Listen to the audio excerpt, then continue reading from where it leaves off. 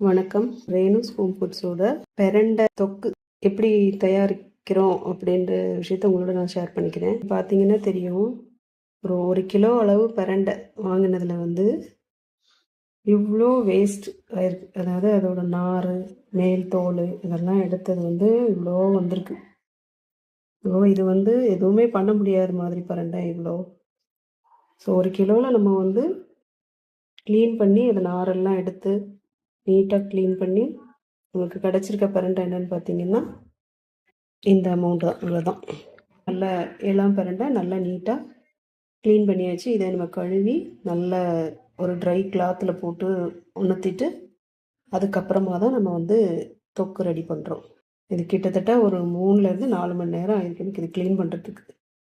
ஆனாலும் இது ஒரு தொக்கா ரெடியாகி அதை சாப்பிட்றப்போ அதோட டேஸ்ட்டில் வந்து நம்ம எல்லாத்தையும் மறந்துடுவோம். அந்த அளவு ரொம்ப டேஸ்டியாக இருக்கும்.